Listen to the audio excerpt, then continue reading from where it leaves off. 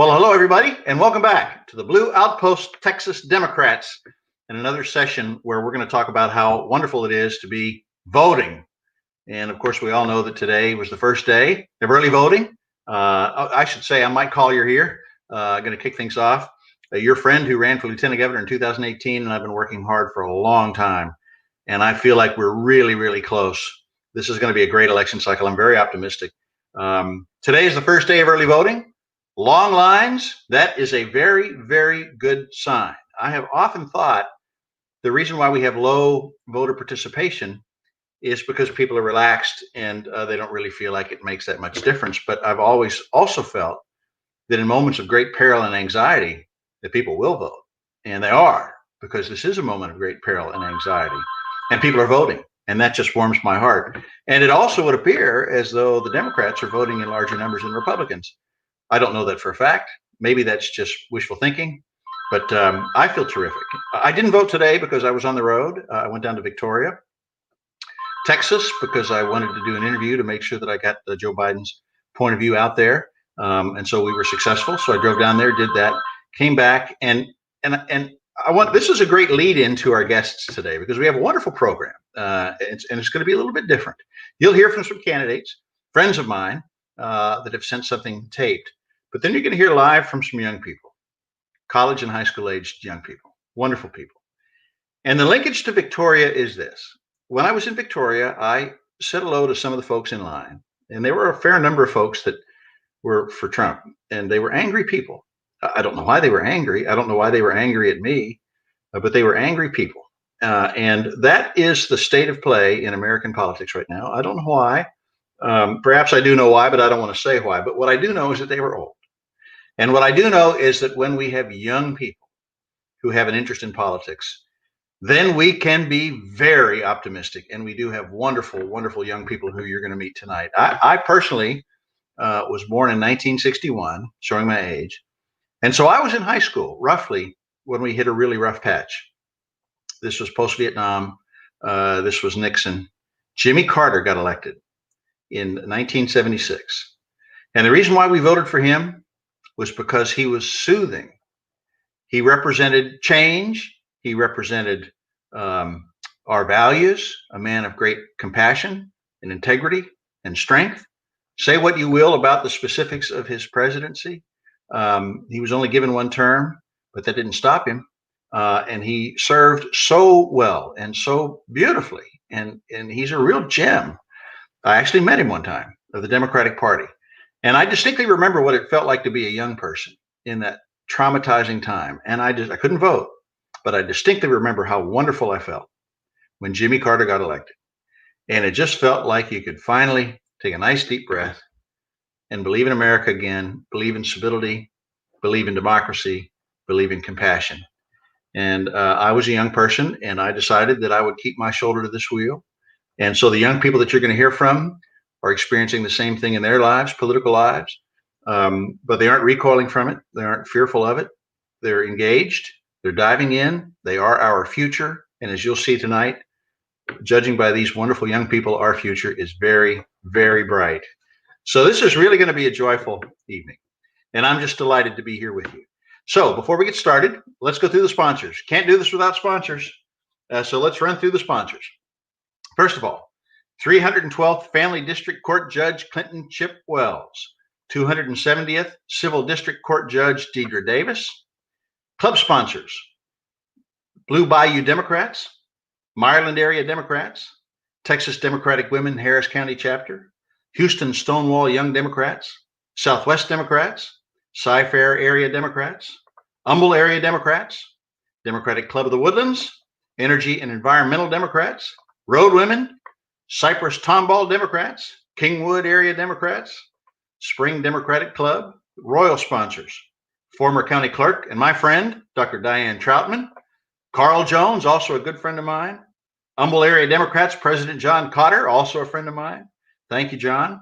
Sapphire sponsors, Texas Senate District 3 Councilwoman, Committee Woman, Shirley Layton. Shirley, she and I were together in Canton, of all places. Recently, she's everywhere. Thank you, Shirley. Senate District 7 Democrats, and attorney Mark Whitehead. And then organizational sponsors, Powered by People, Harris County Democratic Party, Flip the Texas House, Sisters United Alliance, Swing Left Texas, Indivisible Houston, Blue Action Democrats. So thank you to all of our sponsors. We really appreciate you. Now, as we hear from these young people, and if you all ask questions, please don't ask them anything other than this. Will you run for office? We discussed this earlier. Sometimes people have to be asked many times. I've already asked once. If you ask them again. Let's get these wonderful young people teed up and ready to be our leaders. And what a great community we'll have when they do. Okay, that's it for me. Let me turn it over to our fabulous, indefatigable hosts, Jaime Rodriguez, Cardi Mosier. Hey, thanks, Mike. Hi, Mike. Thank you so much for that wonderful introduction. That was great. Well, and the end of a long day of the first day of early voting, huh? Well, it was a pretty long day. I mean, it's to drive down to Victoria and back. I mentioned that, there was a crowd that had gathered and we tried to be friendly, and there's just a lot of anger. I don't know why. I think there's too much Fox watching. We certainly didn't engage. When the TV cameras came around, they said, "So how was it?" And I said, "Oh, it was fine." I said, "People are emotional, but you can count on the good folks in Victoria to be always respectful and friendly." But I did come away from that thinking to myself, thank God for the young people. Thank God for the young people. You made a point, Mike, and it's true. The young people came out in 1976. They also came out in 1992 and 1998 when MTV did Rock the Vote and really pushed that. And we got the Clinton administration. And then in 2008, they came out, the young people, and we got Barack Obama's first administration. They didn't come out as much in 2016. And we saw the result of that. So 2020 is time for young people to come back with a vengeance. And that's right. They have a lot at stake. I mean, when I spend time talking to young people and what's on their minds, I don't presume to know what they're thinking, but I can repeat what they've said to me many times. And the first thing that comes up is climate. Mm-hmm. And of course, Carly predicted. Yeah. Of course, climate concerns them. Yes. Why can't they raise their families in the same beautiful world that we live in? And it's our job to hand them what was handed to us. That's right. So I know that has a lot to do with why young people are getting involved. So and that's why we're doing the show tonight. Let's hear it straight from them, right? Fabulous. I'm looking forward to it. Mike, we'll see you next Sunday night. We have so many more shows and so much more work to do in the next 3 weeks of early voting. And yep, we'll see you Sunday. All right, thanks, Mike. Okay, take care. And now we have a couple of.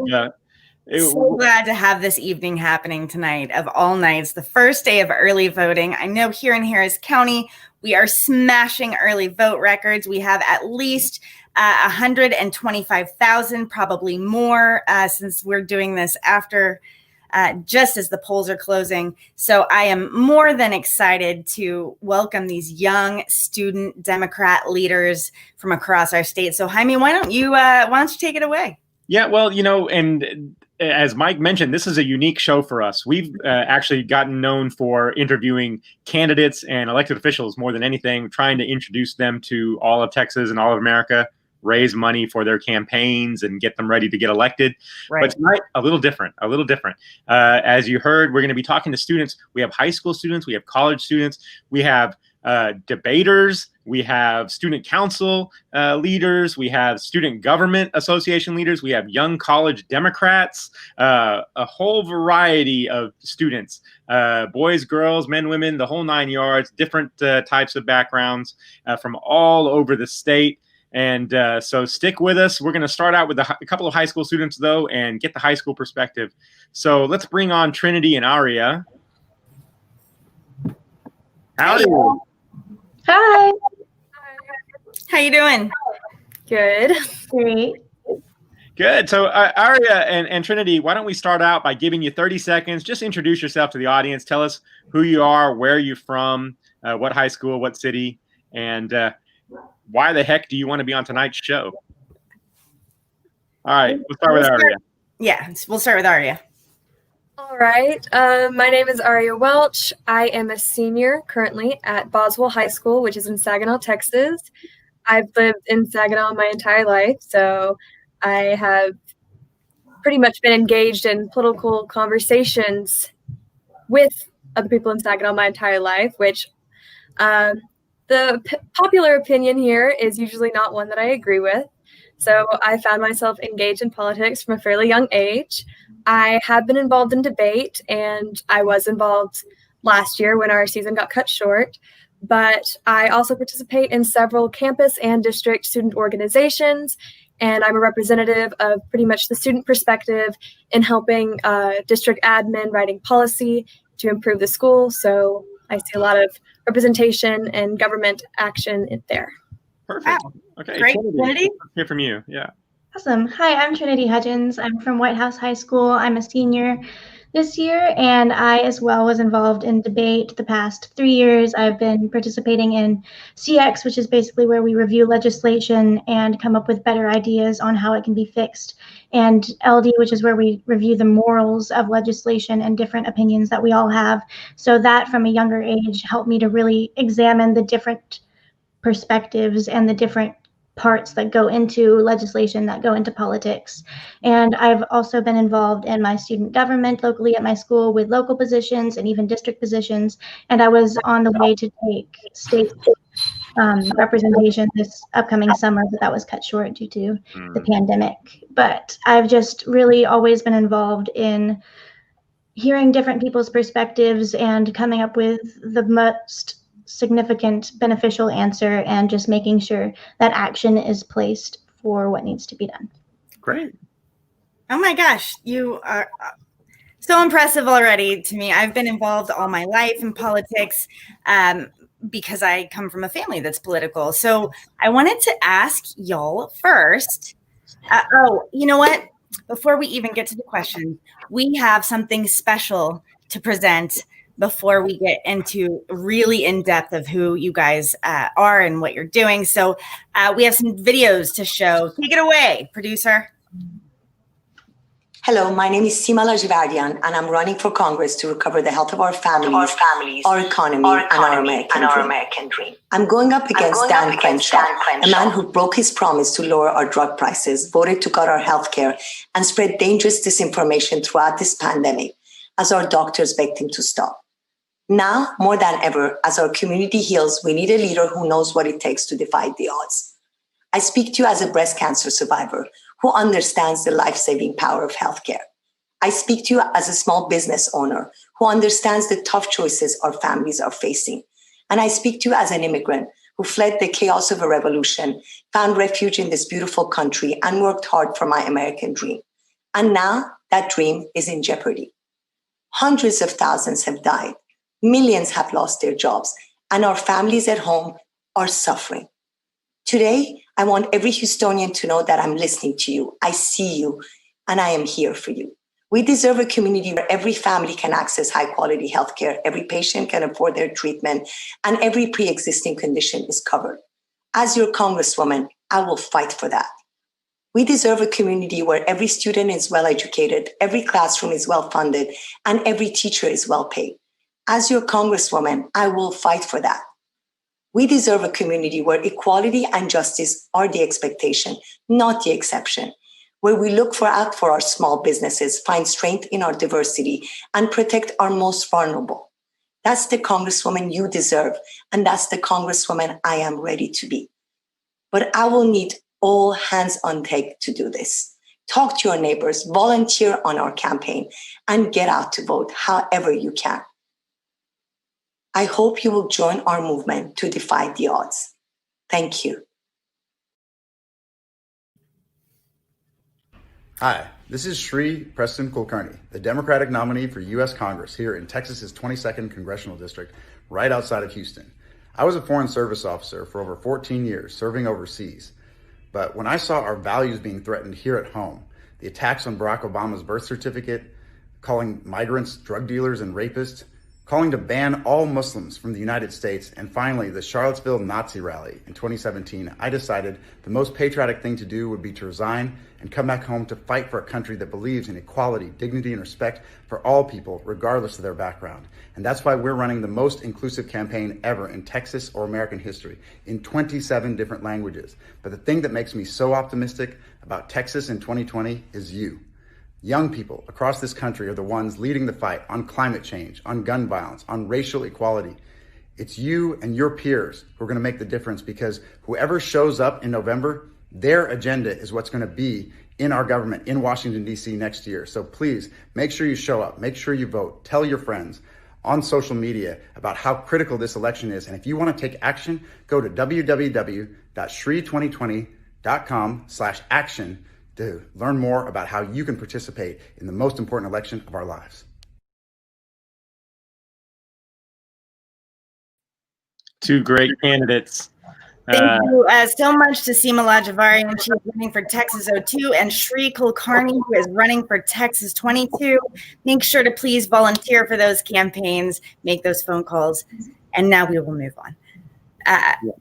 So my first question to you ladies is, I was starting with, I've been involved because of my family, and I'm curious, what is it that drove you to become politically active?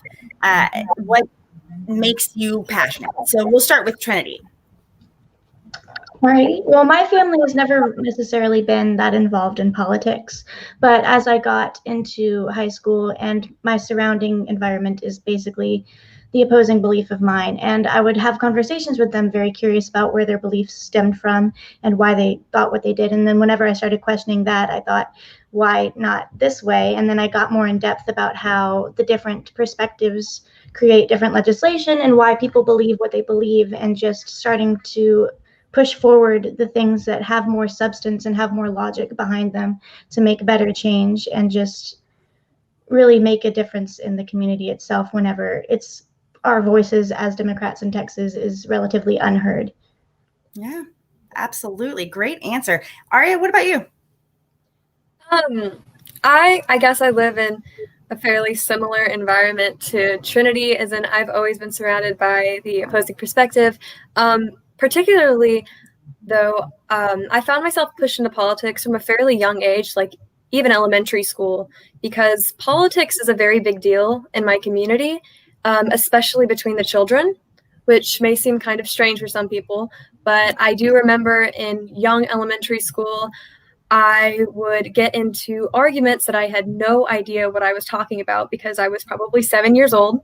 But my classmates would be telling me all of these things about my parents because it was known that my parents were Democrats, and they were telling me all these things, and I would come home and like get super frustrated with my parents and be like, why do you believe these horrible things that my classmates are telling me? And that sort of environment kind of continued into middle school, where into the 2016 election, there was a class where I found myself on the other side of the argument between Trump and Hillary Clinton, with me and 3 of my classmates, and on the other side supporting Donald Trump was probably the 20 other classmates. So I learned from a very young age that I needed to become involved and become educated on policies, because I would need to be able to have some way to have intelligent conversations in all of the aggression between my classmates who are involved in politics, but may not have taken the time to know the policies which they are pushing on me and upon others. So I found that very important for myself and for my community, that I get involved and that I get educated on the policies that were already surrounding me. So both of y'all are debaters. Let me ask you all, the debates that you've seen so far, the presidential debate and the vice presidential debates, let's talk about that. Let's break those down for a second. How did the presidential debate, first of all, make you feel, Aria? Personally, I was a bit disappointed in the debate. I do look forward to watching debates to get an insight on policy, and I hope to get to see a different perspective of the candidates than I usually would in these debates, because I do think it's a strategic time to put your best face forward and really showcase the things that are important to you. And I felt in these debates that I was kind of seeing the candidates reflect back on their old stereotypes associated with their campaigns, and I wasn't seeing a new face. I was just seeing them reflect the either aggression or, I don't know, just other qualities of their campaigns that I didn't really look forward to, and I didn't get a lot of policy out of it. So it was a little bit disappointing and frustrating for me. Trinity, tell us about the presidential debate. We'll ask you about the vice presidential debate in a second, but tell me about the presidential debate. I completely agree with Aria in how the debates are meant to be a place where the presidential candidates can produce their platforms and answer questions that the public might have, and just clear the water on what their platform is, what they stand for, and what they're fighting for in their campaign. And just the debate itself was so disappointing in that aspect, that it was just ad hominem remarks, who can talk the loudest, very much not civility, as whenever we grow up or we learn about how a debate should work in high school and in the debate club, you can see spot on like where that would have been an immediate call to the judge about how that was out of line, against the rules. And so just to see that as a debater and be like, ooh, that's not allowed for them to do. And then just see that that's happening at such a large scale, like a UIL meet, it's not that important, but at a presidential debate, the fact that they're overlooking these fundamental rules on how to be civil, on how to be educated, on how to properly inform the people, because that's their job, on to inform the people of what they believe in. Just that that's being completely overlooked was so worrisome and scary for this election term. So to that end, I'm curious how you feel about President Trump saying that he didn't want to do a virtual debate because that's not what debates are all about. Trinity, what do you think about that? For that one, I believe that he doesn't have we don't have the same idea of what a debate is, quote unquote, all about. Yeah. I think he was saying that simply because he wanted to prove that he was okay with the coronavirus, to assure his supporters and whatnot, and also just to make more of a show out of it, which is what he tends to do fairly well. And just the fact that a civil debate, such as anyone that we probably could have had UIL wise, can be held with just your words, with just your tone. You don't need anything in person. You can communicate your ideas respectfully and civilly via Zoom. All right. Aria, what do you think?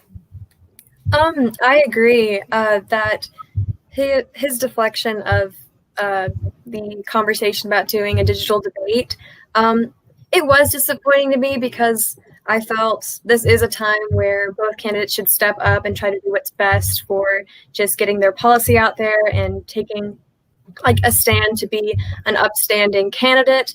However, I completely understand why he might have done that in thinking about his campaign, because in the live debate, he was able to use a strategy that he uses quite often, which is aggression and making a show.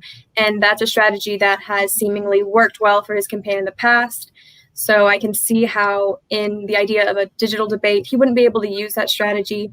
And he may feel as if he is in some way held down and not able to do his best performance. Maybe there would be a more structured debate, but in his idea, he may not be able to, like I said, appeal to his base in the way that he would want to.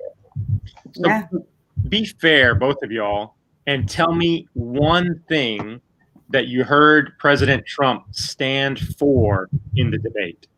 If you were being objective and you said, okay, this is something that he's pushing for, this is something he stands for, what did you get out of the debate? What did you hear him say that he actually stands for? Good question. We'll start with Aria. Sure. I definitely heard him say that he stands for small businesses and doing whatever he can to get the economy up and going. In pretty much all of his policies, it's all about the economy. And I know that is obviously a strategic point, because he ran his campaign off of being a businessman. And pretty much in most of the conversations, he did take it back to, this is how I'm going to help the economy. This is how I'm going to help small businesses. So he did stand for that. Trinity, what did you hear?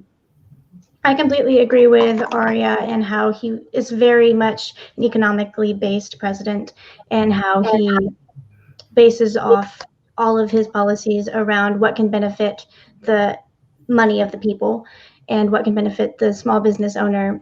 And another point that I remember him trying to make was about the Obamacare Act, and how he stood with that point. And he said he was going to make an effort to protect prerequisite conditions, like predetermined conditions for the people. And that was a big question that was asked, because a lot of people were concerned that he would try and repeal it completely. And he tried to make a very strong point that he would keep preconditions with. So now if he's the economic president, how do you feel about the fact that he only paid $750 in taxes?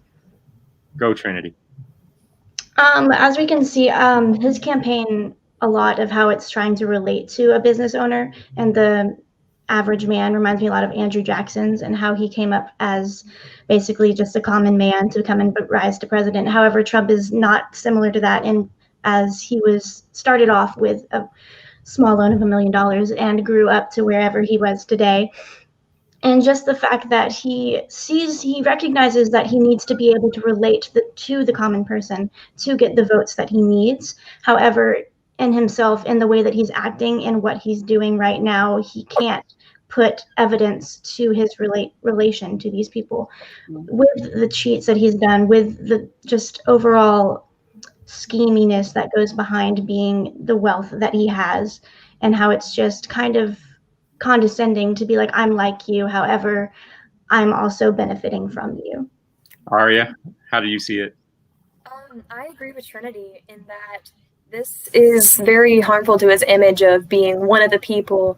And we had a lot of debates about this controversy that came up in class. And I know there were many people who were defending him in that, yes, this is just a part of his taxes. There are definitely other taxes that he pays that we don't have records for. However, I do think this point is important, and it's important to recognize that he should not be paying $750 in taxes. And that does show, just like Trinity said, that he's not like everybody else. He has ways of getting around the everyday difficulties that Americans face that normal people don't have access to. And I think that just does show a break in his, the face of his campaign being that he is fighting for the small business person, the normal, hardworking American, in that he does not live the life of a normal, hardworking American. That's right. We are running into the break in our hour and a half where we're going to move on to meet our college students. But before we go, I would like to ask you both. You are young, engaged Democrats. What do you think is the best way for the party to reach out to other young people? Aria, I'll start with you. I definitely believe that the party should focus on showing interest into the controversies and the policies that are really getting young people concerned and getting young people engaged. I know that many young people, such as myself, they feel that there's been overall neglect of dealing with topics such as climate change and just dealing with healthcare and dealing with student debt. And it does seem often that government officials, they tend to put those issues to the side, or they make plans that just aren't good enough to deal with all the issues that we're facing. So I feel like putting a focus on those issues and definitely showing that they are passionate about fixing the problems that we're facing due to those issues, not just now, but in the future, and making long-term plans that will actually benefit us and not just our generation, but generations to come. I think a future focus on those issues is really important. Trinity, what about you? I completely agree with Aria that we need to be addressing the issues that the young people care about, that the high school students care about, that the college students care about, and also making them aware that while we do live in Texas, we are not alone in this standing. A lot of the debates that we have class-wise or whatever, the moderators, the people in the middle, they tend to fluctuate towards the group. So to let them know that there are people who believe, who question the same way that they do, would make them much more comfortable in fighting for what they stand for and for becoming more educated on those beliefs.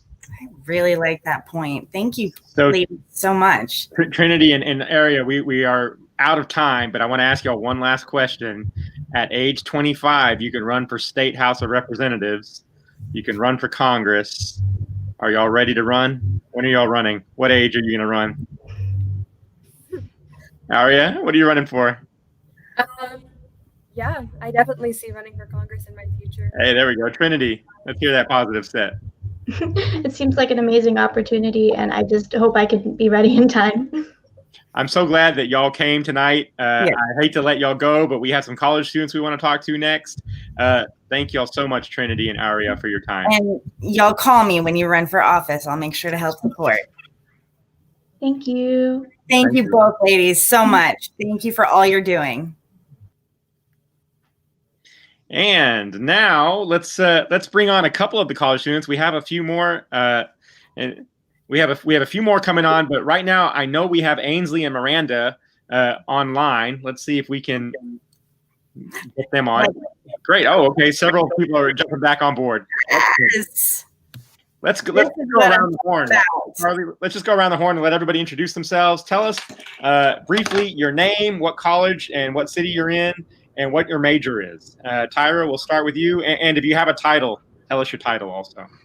So, Hi, Tyra. my name is Tyra Allen. I go to the University of Texas at San Antonio. I'm currently in San Antonio. I'm a senior majoring in digital communication, and I'm also the secretary for the Texas College Democrats, the president of the Democratic Party at UTSA, and the national co-chair for the Black Students for Biden. Wow. Excellent. Neha? Yeah, hi everyone. I'm Neha Valmiki, and I'm a senior government and marketing major at UT Austin. My position on student government is the Hook the Vote co-director.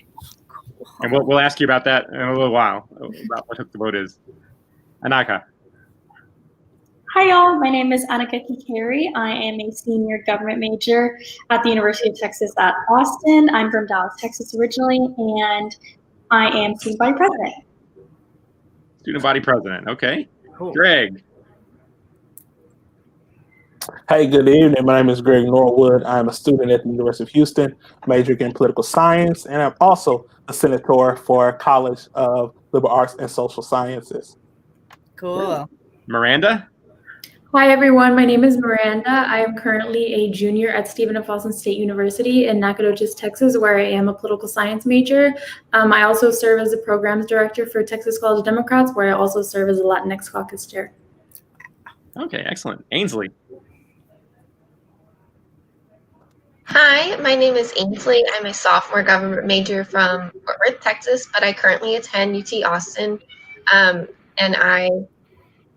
sorry, my kitten is being loud. My major is political science, and I am the other Hook the Vote co-director. It is not a virtual event without someone's kitten making an appearance. It's 2020. We're totally adaptable. We love kitties. And everybody go ahead and turn on your mics because we want you to be able to jump in at a moment's notice. Miriam! And Miriam's just in time to introduce yourself. Everybody just in time. Miriam, tell us who you are, what school you go to, what title you're holding right now. Yeah, absolutely. Hi, everyone. My name is Miriam Lucky. I attend Baylor University studying political science and Spanish on the pre-law track. And currently, though, I am taking the semester off and I'm working as a field organizer with the Seema Ladjevardian for Congress campaign here in Harris County. Great. Mm-hmm. Okay. Welcome, everyone. And let me just first say thank you for all that you're doing. You are impressing me already, and we have not even begun. So I may take it away. Well, as you saw from the impressive high school students we just had, we had some great policy debate and discussion. We have what we normally do in this show is at the 8 o'clock hour, we start accepting questions from the audience. I think what we're going to do, because of the way we had to split the format tonight, we will accept some audience questions. So audience, please send in your questions. For sure, we're going to look at those. But I know Carly and I have a lot of questions, and we want to make sure all of y'all have a chance to answer. We have some policy questions. We also have some emotional questions. We want to find out where you're standing as a student. I just kind of want to start with a COVID question and ask, what has school been like? Because you're talking now to an audience of a lot of adults who may or may not have students and who may or may not have had any experience with the school systems right now. So, Tyra, why don't we go ahead and just start the same horn and just kind of go around the same way we just did it. And then the next question we'll start with Neha, and then the next question we'll start, that way. So, Tyra, we'll start with you this time. Tell us what it's been like to be in a COVID world as a student. And let's give everybody 30 seconds on these answers. And I've got a stopwatch, so go ahead. So it's definitely been really interesting. I had experience taking online classes before, but I think it's a little bit harder when your professor has never taught an online class, and now like everything has to be online for them. So that's one setback. But then also just like experiencing personally family members that have had COVID. My mom, thankfully she survived, but one of my friend's mothers had actually passed away like a week after school started from COVID. So I know it's a really traumatic time, and a lot of people are experiencing trauma that they never thought that they would encounter. So yeah. Neha? Yeah, so it's definitely been a big change from before. I feel like so I'm on campus and I don't have any classes in person anymore, but it's just a different dynamic at school itself. There's not many people on campus itself other than the few in-person classes we do have. So I feel like the shift itself has been a little difficult to adjust to not being able to study outside, because I used to study at our library every day, all night. But I feel like we've all kind of adjusted to staying in and studying inside, getting used to it. But I do agree with Tyra in terms of it's a lot of emotionally kind of stressful, because you really want to keep safe and you want to keep your peers safe. And at the same time, I want to go home, but my parents are both at high risk. So it's kind of hard to manage all of that together. So it's definitely such an adjustment. Naya? So I think something I'd want like adults especially to understand about this is that this entire learning and going to college during COVID is an entire culture shift, and you can feel it in how we receive education. Professors are working really hard to adapt our social lives, having to get tested all the time, living in fear. Like every fundamental thing about our lives is utterly changed. And so I think I think it's had an immense impact that we'll probably look back upon like in a few years and really realize that this was such a wild time to be in college. Greg? Yeah, I appreciate the question. I think that as COVID-19 has highlighted some of the areas that we need to improve in as a country, I think we could say the same for our college campuses. That COVID-19 has highlighted some areas in which we need to improve, particularly our online learning system and how we prepare instructors for that. I think Tyra mentioned this, that it's one thing when I can't figure it out, but when my professor can't figure it out, we have an issue. So it really highlighted the things that we need to improve within our own particular campuses. Miranda? I think everybody here has done a really good job about talking about what it's like in our personal lives dealing with COVID. So I will kind of tackle this from an organizer's perspective. Youth organizing is just being in base and in touch with everybody around you. And I go to a very kind of small conservative school, kind of in the middle of nowhere. And we rely on those people passing by the student center, by the cafeteria. That's where we get our main, group of people that we reach out to. So I think that everybody just kind of being scared to wake up in the morning and just go across campus to get something to drink. It's really hard from an organizer's perspective to just be like, hey, are you registered to vote? Because everybody else has so much going on right now. So on top of that, and then going back home and having to do an online quiz, it's kind of tough. Yeah. Wow. Ainsley? Yeah, I want to echo what everyone else had to say. I am used to being a high achieving student, and asynchronous and online classes are not my preferred method of learning.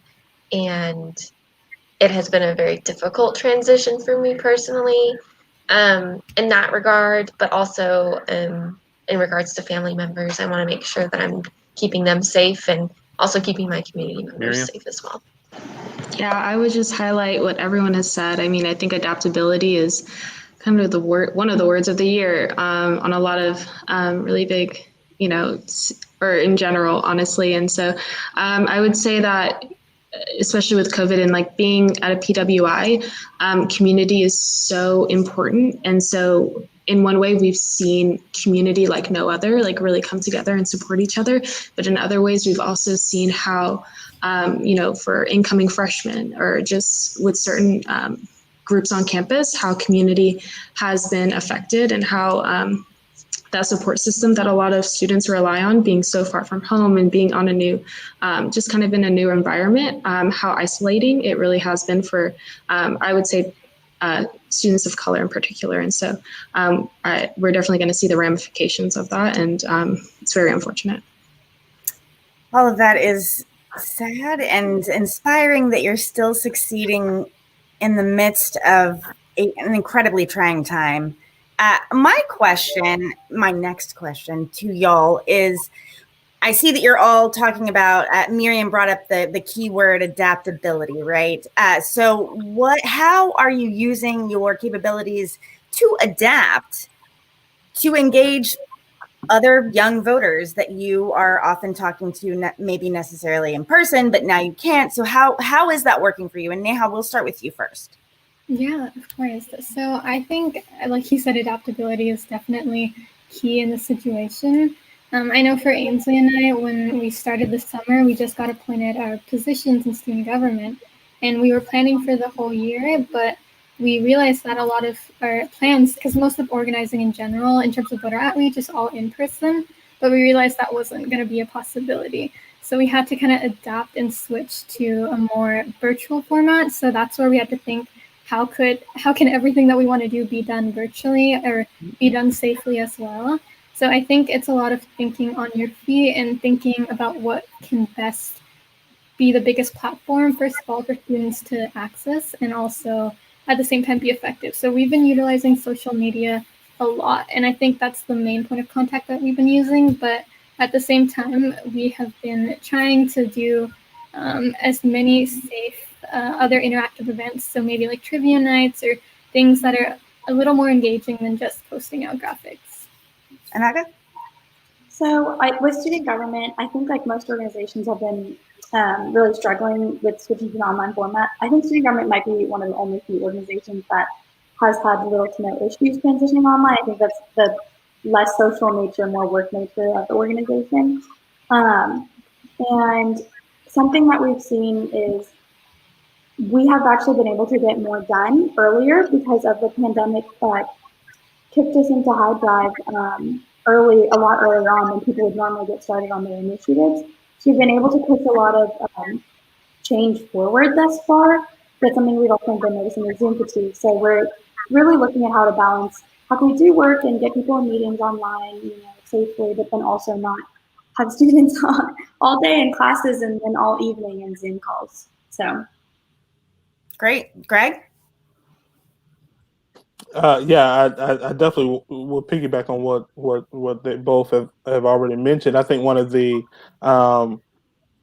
I guess blessings, if you will, of being a millennial is that we've already, or maybe some of us are Gen Zers, that we've already kind of moved into this online space, and so it was just a matter of really emphasizing the work that had already been kind of started even pre-COVID, but it's certainly a challenge when you're missing, especially as an organizer. And I'm not an organizer, but even as a senator on campus, I like to talk to people, touch people, have human interaction. And I think it makes a difference in terms of interaction. And so it is a challenge trying to represent people you've never met or haven't talked to, but only through email or video call. And so that certainly is a challenge. But I think we've been doing this for a few years now. So we've kind of started that push already. Great. Miranda? Miriam she brought up a really good point about community and how important it is. Like we said, it's really hard to meet in person with all these people, but just kind of building a coalition of like-minded people, whether that be politically based organizations or my personal favorite, multicultural organizations, just getting together, and whether that be a group chat or a Zoom call or a movie night over a Zoom call, getting together and just putting our minds together and trying to see how we're going to combat this and how we're going to come out on the other side, hopefully safe and happy. Awesome. Ainsley? Yeah, absolutely. I'd echo what everyone else has to say. Touching a little bit more on what Neha and I have done, we've definitely tried to push our social media presence pretty hard in order to connect with students. Additionally, for registering voters, we tried to transition that to online forums, which, as you probably know, you can't register to vote online in Texas, which we can change. But as of right now, we could do kind of like a fill-in form, and we were pushing that to students and sharing resources as to where you can find envelopes or stamps, being there for the questions that they have, and we found that to be very effective. However, that community aspect has been incredibly hindered, so we're working on it. Miriam, how about you?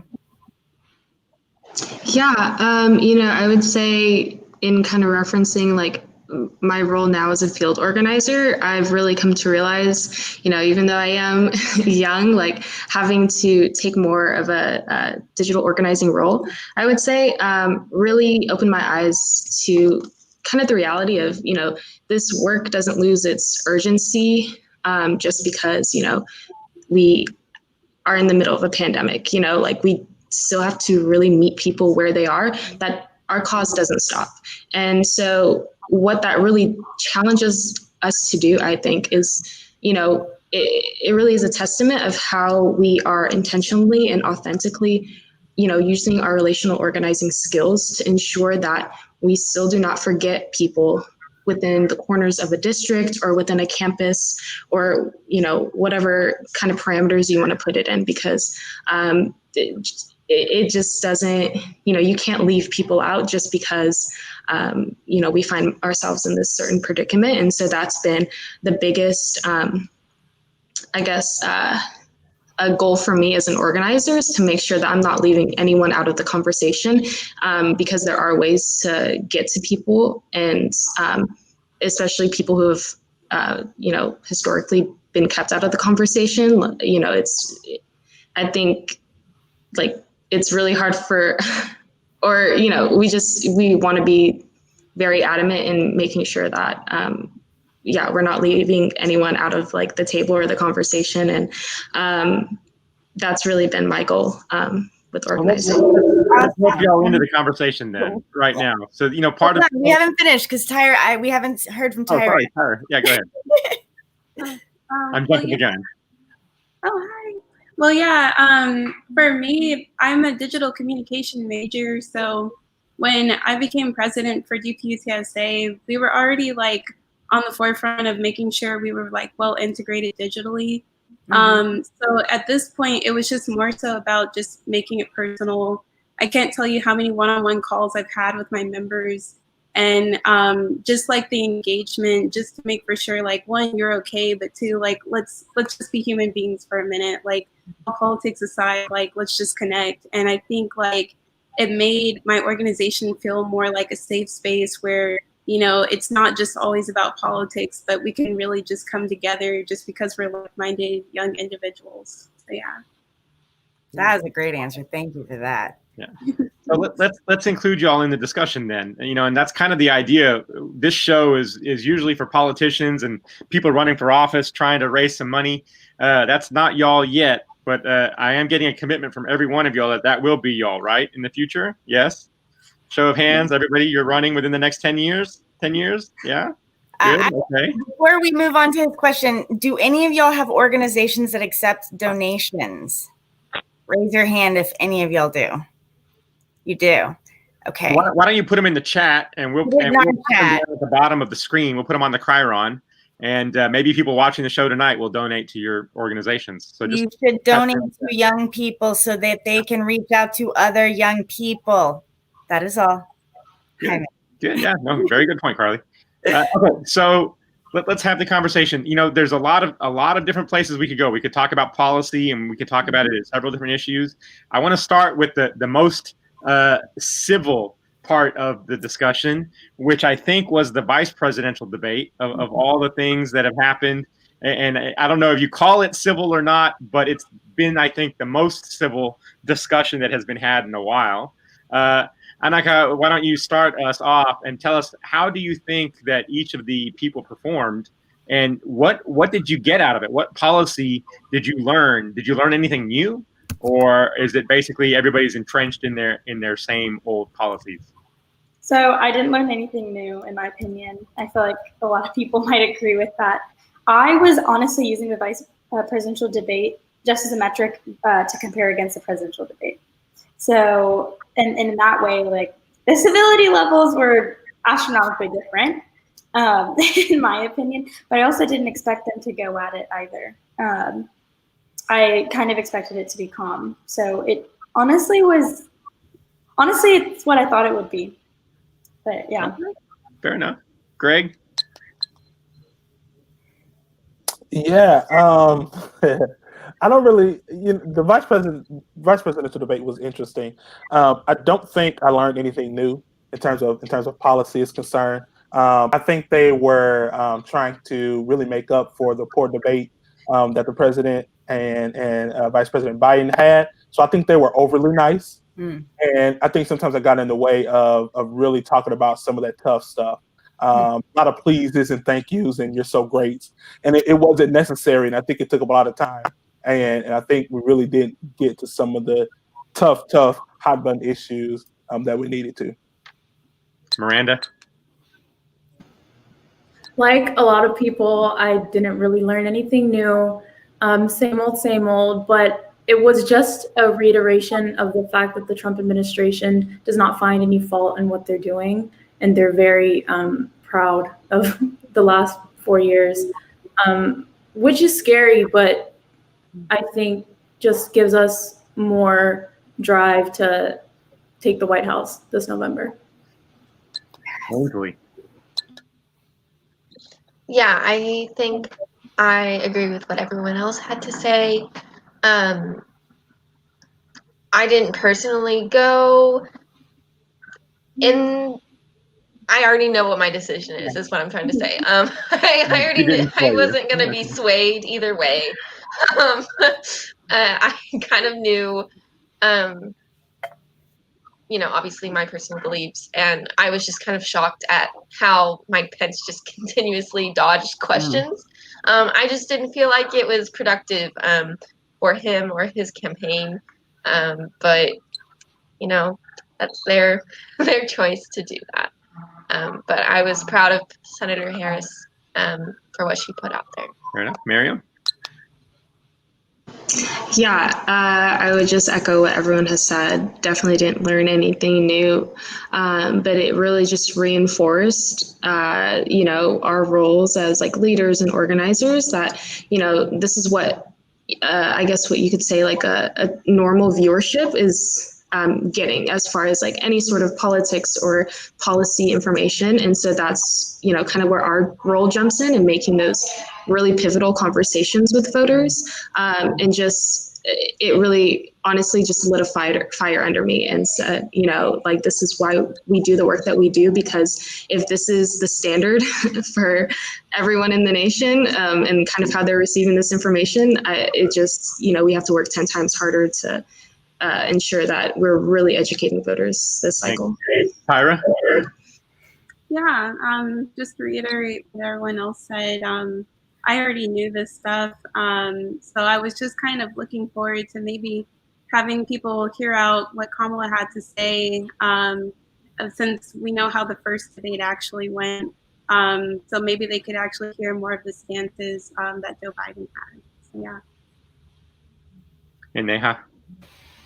Yeah, I just echo everything that everyone said. I feel like I didn't get much out of it. I didn't learn anything. And looking at in the perspective of someone who maybe wanted to watch the debate and they were undecided, I feel like they wouldn't have gotten much either, because I saw so many dodging the questions, especially from specifically from Pence. I mean, I feel like we didn't get answers for like his COVID responses, his like Affordable Care Act. Like I didn't see any answers for any of that. So I feel like it also didn't really help too much that he was dodging questions for the most part of the time. I would say to Greg's point that, they were really nice.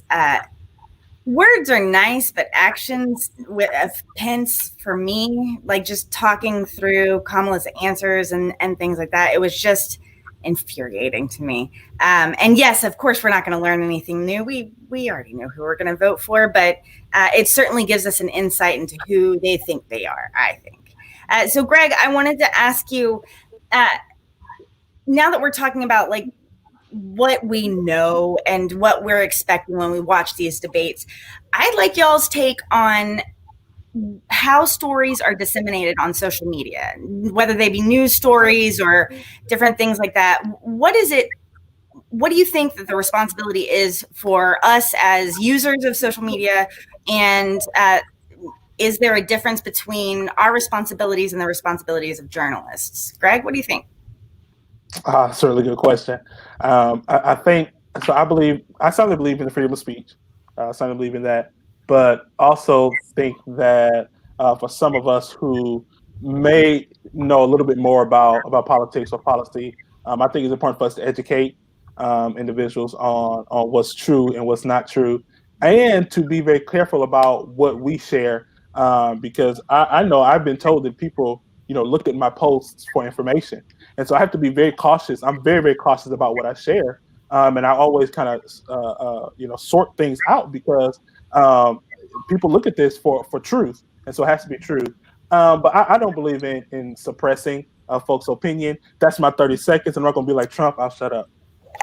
Well, you can go a little bit over time. That's fine. But that was a great answer. Miranda, you're next.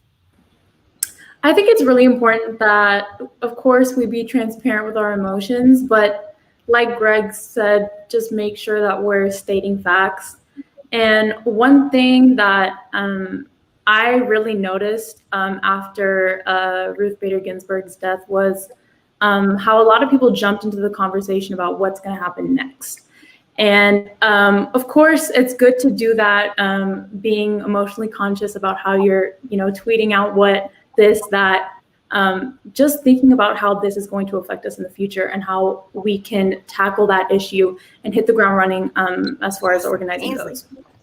Yeah, I definitely think everyone has the right to free speech, but I can only control what I personally do. So I personally try to share information to my friends and my family that is factually accurate. And it's difficult for me to go on Facebook and see perhaps, another family member not take that as a value. And that's something that I can do. I can have that conversation with that person. And that is the best that I personally can do at this moment until we can get in there with some policy. Right. Thank you. Miriam. Yeah, I would just echo what everyone has said. I mean, with Twitter especially, I feel like everyone's almost a reporter at this point. And so it's a weird balancing act between, with intentionality, because, you can have the best intentions, but your impact and, what that could transcend into is at this point very dangerous. And so you have to be very cognizant of, what we're posting and the messaging and things like that. So. And digital communications expert, Ms. Tyra Allen. Yeah, so this honestly makes me think a lot about public diplomacy 2.0. For those of you guys that don't know, it's basically when the integration of social media came into public diplomacy, and we saw like the lines blurring between like the reaction of the public and compared to actual like press releases from our government. And so, yeah, you do get to facilitate like more open discussion amongst like people across countries, but at the same time, you still have to remember to, just research. Don't always take the statistics to be true, and, just do your own research and always fact check everything you see. Love that. Neha? Yeah, so I think there's definitely so many different avenues where news can be shared from, and sometimes it's hard to look through all of that and find the facts or find something that's actually unbiased. But what I've noticed personally as a student is that a lot of our information gets shared through social media, through Instagram stories and Twitter and everything. So I feel like that's where it starts going somewhat viral, and that's where we get aware of the subjects. I think the most important part is making sure that those graphics or that information that's laid out is accurate, and students can kind of get their own judgment out of that. Right. Anaga? So I think something that's really important now is consuming media ethically and responsibly and sharing it responsibly. I have never been more acutely aware of what I'm sharing up until I think I had like a realization a few months ago. I was like, oh my gosh, I have to be so careful about what I'm sharing and check who's writing it. And then once I became aware, I realized so much of what I was consuming, I guess, just was there's something off. And I think that with the explosion of social media, we've kind of seen a lower integrity of what's been shared online. And social media is actually a really good tool, though. That's how all these movements are able to get off the ground, especially with Black Lives Matter. So it's kind of a double-edged sword. Indeed. I know that 30 seconds is not enough to answer any of these questions, so I'm admirable that y'all are trying. It's very exciting. I'm gonna go to a polling question. I'm a campaign guy, so this is what we want to know, and this is actually the reason we have you on tonight, is for this one question. So are you ready? We want to poll you. You get to fix one thing. So what's the issue you get to fix? Miranda, fix an issue for us. Which is the issue you get to fix? You get one, you magic wand, you fixed it. Which is the issue you're fixing? Lack of women's reproduction health care in rural communities. That was very niche, but hey, it's important. Ainsley. This is a really difficult question. I would say criminal justice system. I think that's something that I've cared about for a long time, and it's on a lot of people's minds right now. Miranda? Miriam. Oh, definitely inequalities within our public education system. Tyra. That was actually mine. I was thinking of access to high quality education. Knowledge is power. That's right. Neha? I think it's important to tackle voter suppression issues, and specifically, even if those are all tackled and addressed, like gerrymandering specifically, because even if everyone is able to vote and they have accessibility, if our districts are gerrymandered, it doesn't essentially useless. So I think that's really important. Anaga, sorry. Healthcare inequities. Greg? So I've had all this time to think, and I can't think of anything.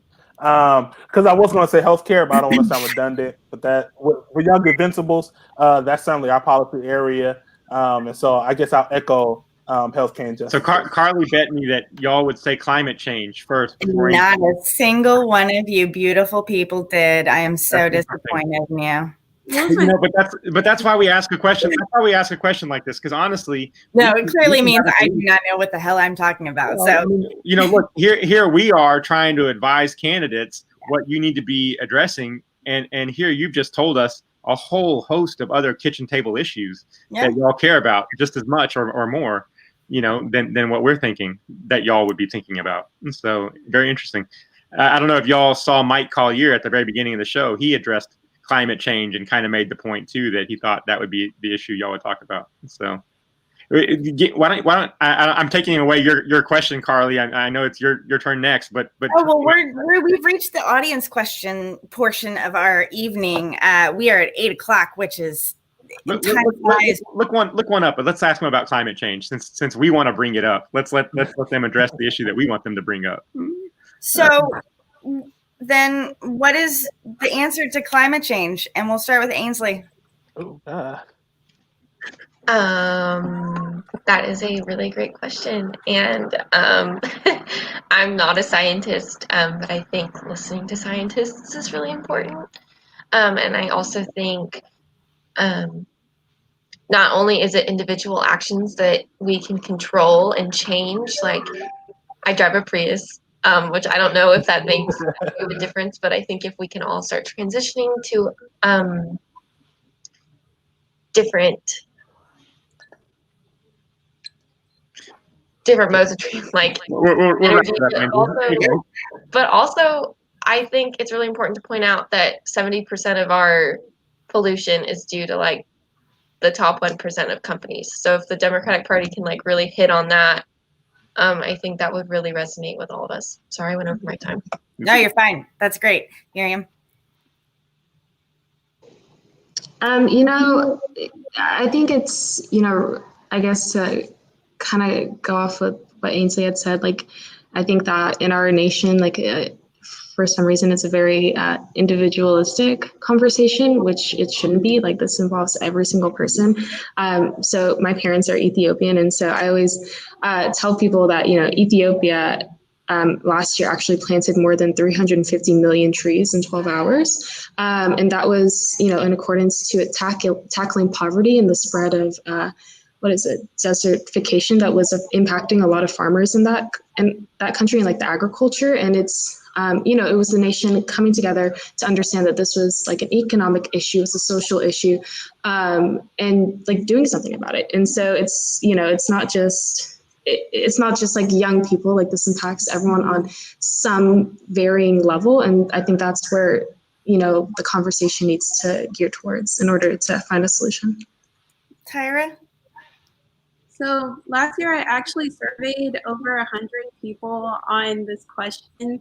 And I basically compared, is there like any correlation between like people's stance on climate change and their political stance? Mm-hmm. And what I learned is people can have the same education background, grow up with similar household income levels, and anything else in between. But it's really about the divisiveness that the opposing party has on climate change that causes people to believe in these facts that aren't really facts, in my opinion. They're just stances. So it's just taking the politics out of it and seeing it as a human crisis. That's a great point. Neha? Yeah, I definitely echo everything Tyra said. I feel like this action should have been taken yesterday. Like, these things should have been done a long time ago, but it's still not done.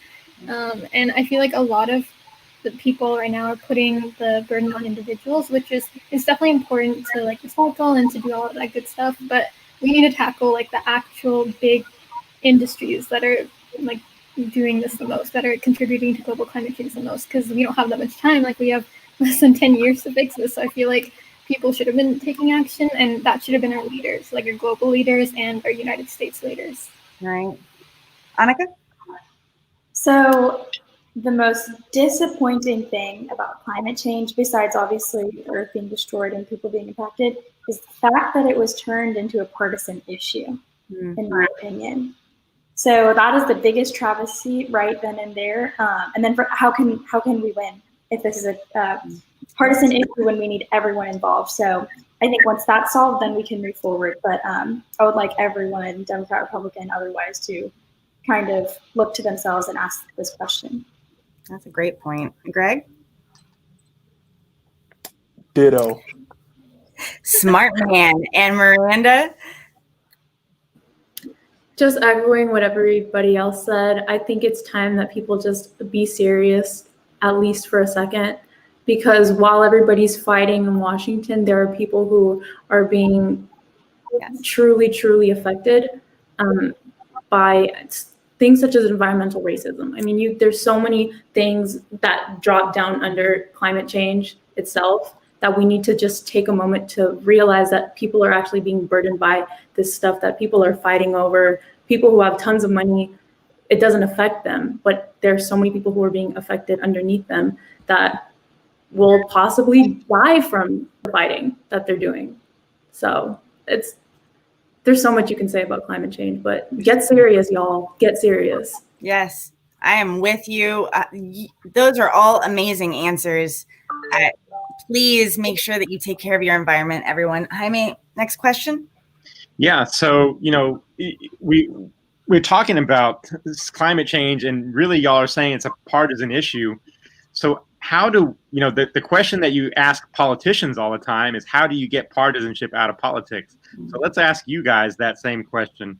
And Miriam, we'll start with you. How do you get partisanship out of politics? That's $1 million question. Quite honestly, and I guess like my experience is kind of unique in that, it really was 2016 that got me into politics. And so you really can't get more partisan than that. And so it's, I guess, going back to a simpler time where, you could disagree and still come together. I think that right now, what we're dealing with is something that can only be categorized as other. And until we can address that, I have no idea. Tyra, 40 seconds or less, how do you take the partisanship out of politics?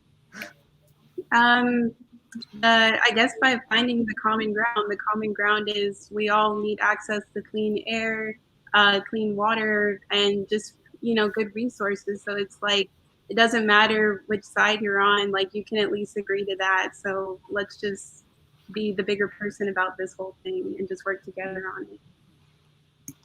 Neha? Yeah, so I think the two-party system definitely makes it very difficult to take partisanship out of politics itself, but I think we just need to humanize the issues and make it's not like a political issue, it's a human issue. This is our lives, it's the lives of your children. I think that's the most important thing, to make sure that issue, people understand the kind of depths of it. Anaga? So I think to start, you have to find areas that you agree upon first and work from there. That's the most rudimentary explanation I can think of. My advice to politicians.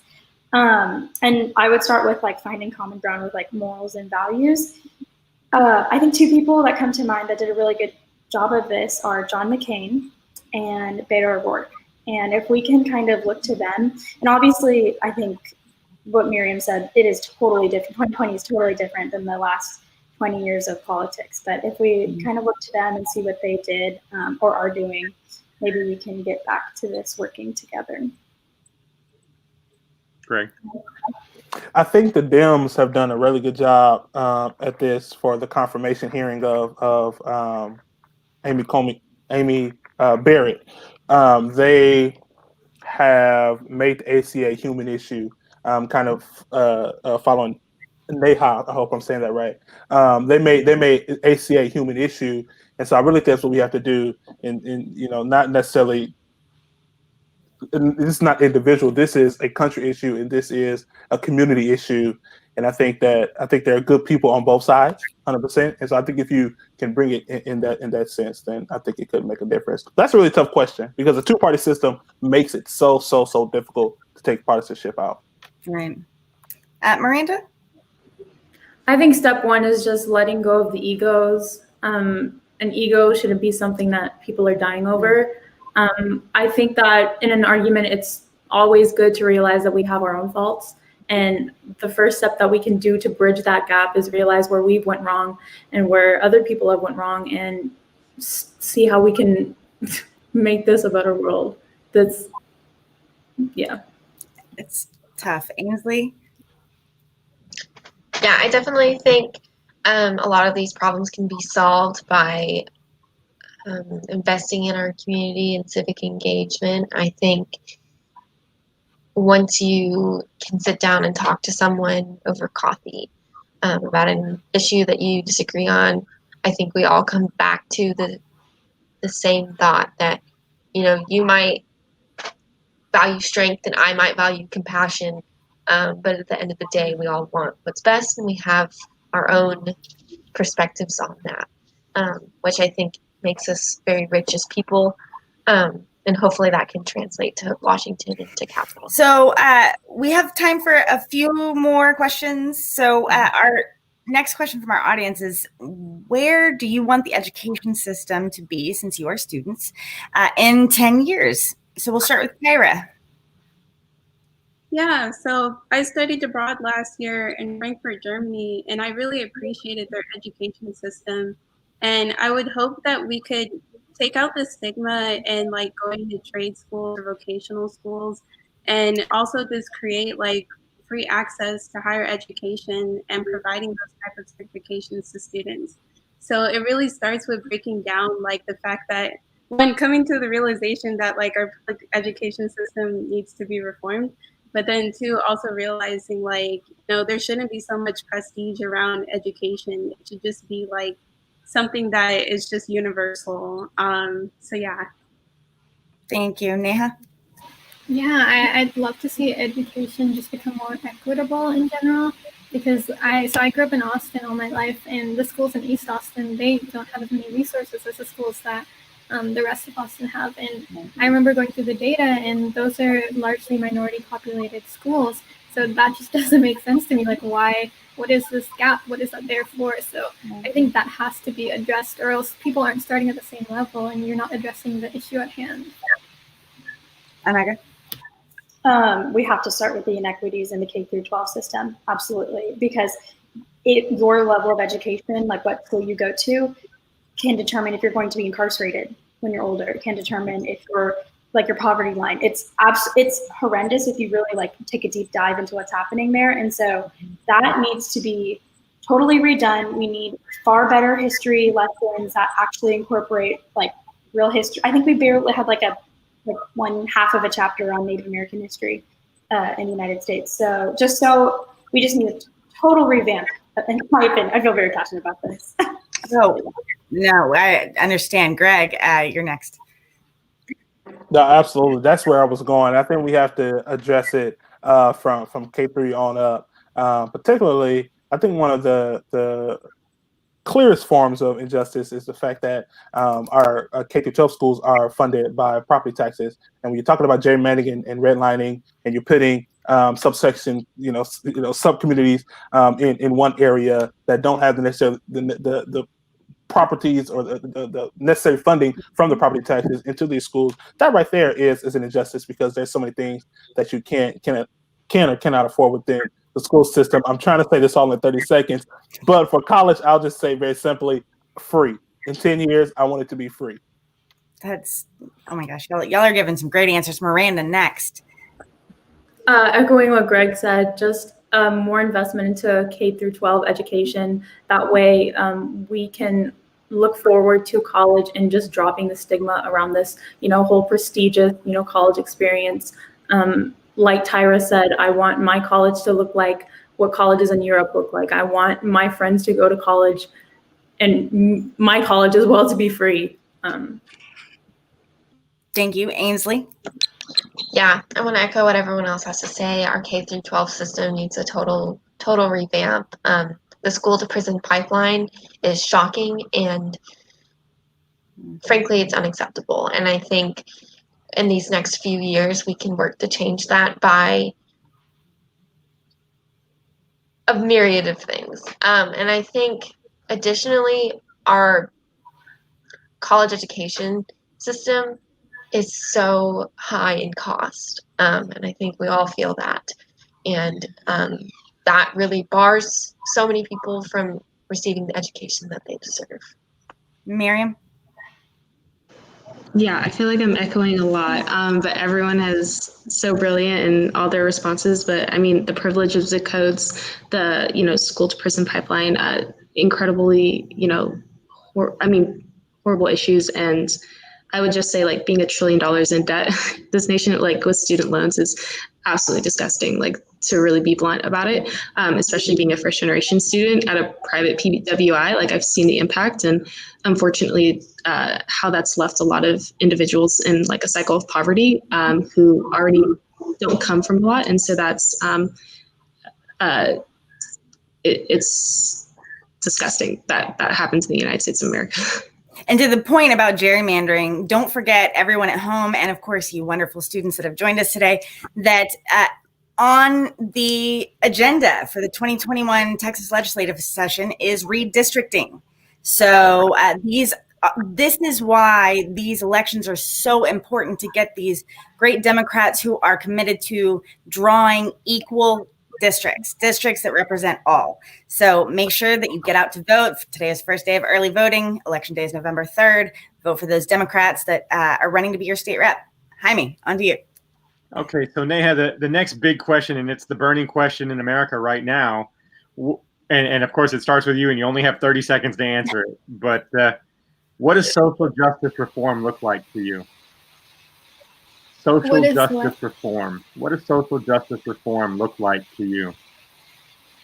Okay, that is everything. I feel like everything our whole system goes through. I think social justice, I took a class over social justice my freshman year, and I realized how intricate it is. It is involved in every single aspect of our structural system, of our government system, of literally everything. I feel like people don't realize that in terms of the criminal justice system, you need to have trainings, you need to have bias trainings, and that's where social justice comes into play. It comes into play in our education system in terms of why are students not like having equitable education. It comes into terms for every single issue. I feel like you can bring that into anything, and it's just so important. I feel like it's so hard to wrap that up in 30 seconds. So I'm sorry. I'm sorry.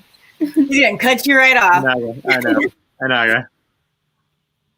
Yeah, I'd have to agree with everything Neha said. It's social justice reform, it's economic reform, it's healthcare reform, it's criminal justice reform, education reform, and it's all of those.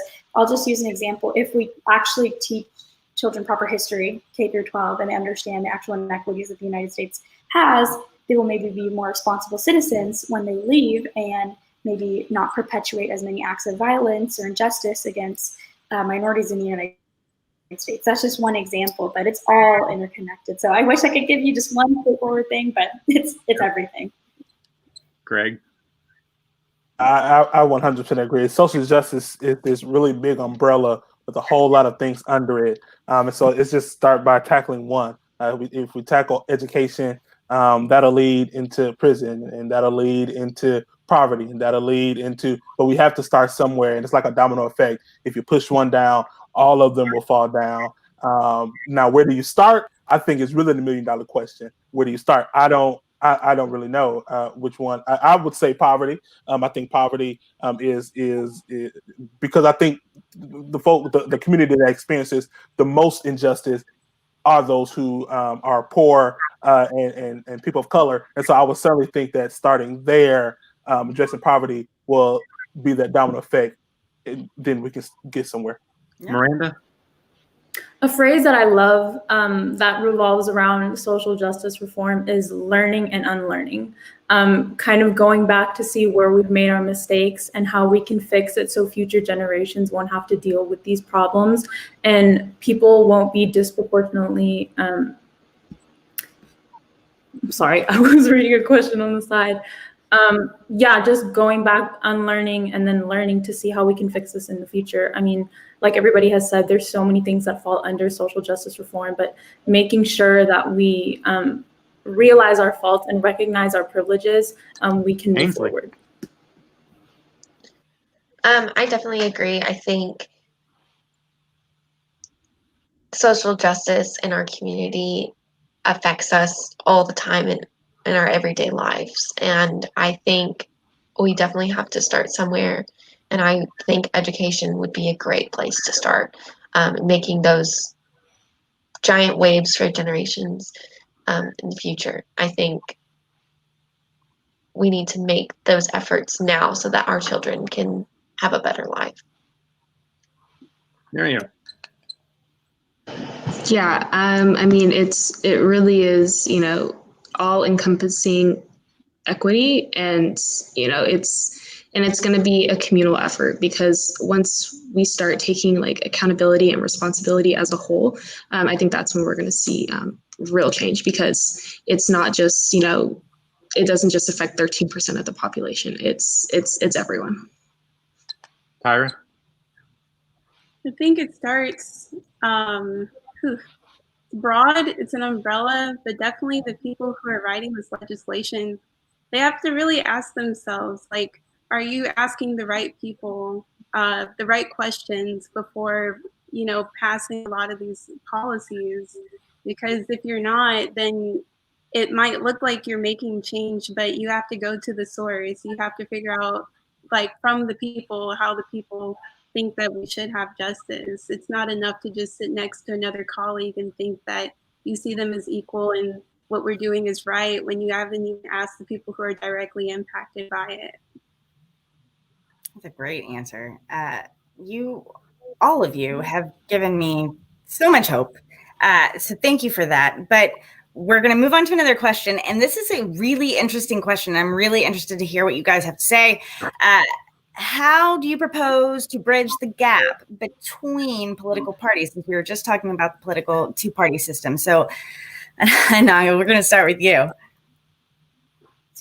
Yeah, I think about this question a lot because I'm from a really conservative neighborhood, and I've been religion and politics kind of know is politically different from a very young age. And I think it goes back to that humanizing factor and finding common ground with the people you're talking to and aligning on base morality. Our generation, Gen Z, is the most aligned when it comes to like LGBTQ plus rights, climate change, and those sorts of issues.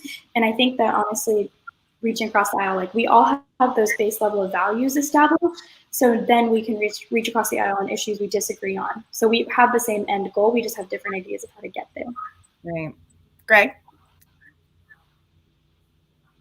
I think we certainly have to find areas of common ground and being willing to compromise. And I think that's one of the faults of both parties, the Democrats or the liberal and the conservative, that we have a hard time finding areas in which we can compromise. And obviously, issues like race, we can't compromise on that. You're either racist or you're not. There's no middle. But for certain issues, I think a lot could be fixed if we could just say, okay, I'll take a little bit of what you're talking about, take a little bit you talk about, and let's make policy that will really do something. But so that's how we bridge the gap, finding those areas of common ground and areas in which we can compromise. Great. Miranda? I think the first step would be empathy. I mean, it's really hard to empathize with people who have totally outrageous ideals, but being able to put yourself in that position so that way we can reach a common ground and just have productive conversations. I think that that's one of the things that's missing. I can't, and this is my own fault, I just can't have a regular conversation with somebody who supports Trump because my own emotions get in the way. And I don't really sit here and say, well, let me put myself in their position. Let me, like Greg said, take a little bit of this, take a little bit of that, and then we can come together, hopefully. I like that you're taking responsibility for your part in it as well. I think we all could learn that lesson. Thank you. Ainsley? Yeah, I definitely agree with what everyone else has had to say. I think it is super important to sit down and have that conversation with someone that you might not agree with, and that does not have to start with a stranger. For me, that has been my family members. And sitting down and saying, well, why do you believe this? Why do you feel like this is the way that it should be? And it's a little bit easier for me. There's many issues that I get personally angry about. So you have to pick and choose your points of what you can and cannot do for yourself and your mental health. And I would never want to put someone who is personally affected by that issue in a bad position by encouraging someone to like have a conversation when that's not productive for you as a person. Thank you. Miriam? Yeah, I would definitely say that I've been trying to challenge myself and like breaking out of like, I guess, my own echo chamber, because I love, having discussions with people that disagree with me. Like, I think that's constructive. I think that's necessary in society. We're obviously never going to agree wholeheartedly 100%. But like, I guess in bridging the gap, like it's great on like our ends to say that, to drop our ego and our pride and definitely empathize. But, this is a two-way street. This is, can't just be one player, it has to be both in order to meet. Fair. Tyra? Sometimes you just gotta kill them with kindness, if your personality is just overflowing with positivity and you're just a good person, they can't always see the evil in you just because of one thing. I like that. Neha? I think it helps to really try to understand where people are coming from when they believe in a certain issue or they take a stance. I think if you can really get to the root of that, I think that helps both people and both parties be a little more open-minded. But I think some things are hard. Like if someone says human rights, like these people shouldn't have rights, I feel like that's something that really can't be debated. Like you can't argue with them because that's like wrong. But when it comes to issues that can be debated, I feel like you just have to understand the root and how, like, why they believe it and what their experiences and how that kind of led to them. This has been a really wonderful and substantive discussion. However, we're out of time. I could talk to y'all literally for hours. And perhaps we can do this again sometime if you will accept our invitation. Thank you so much. We also wanted to thank Seema Lajavarian running for Texas 02 and Sri Kulkarni running for 22 for their videos at the beginning. Please donate to these wonderful people's organizations and those campaigns. But Jaime has one last thing. Yeah, we just want to make sure that the students have the last word tonight. That's right. And so the president of the University of Texas Student Association, Government Association, I think should have the last word. You represent the most number of students here. You've been elected to this office. So speak on behalf of the students of Texas right now. You have 1 minute, and when you finish talking, the show's going to end. No one's going to say anything else. You're the end of the show. So just talk to us, give us some hope. Tell Texas that it's going to be okay and we're going to win. And I won't put words in your mouth. You have the last minute. Just go. Okay. I think if I could leave on this note, invest in our generation, in leaders of our generation, really encourage us to get involved in politics. I think that we have the greatest shot of turning this country around. So like I mentioned earlier, we all have the same base levels of morals, for the most part, same base level of moral and values. And Texas isn't a red state. Texas is a non-voting state. And that's something that we've heard over and over again. So really, these grassroots efforts work to get people registered to vote and encourage all sorts of people from different backgrounds to vote and get them to the polls. But yeah, I think that's what I want to end on. But thank you all so much for watching. I really appreciate it. And hook 'em.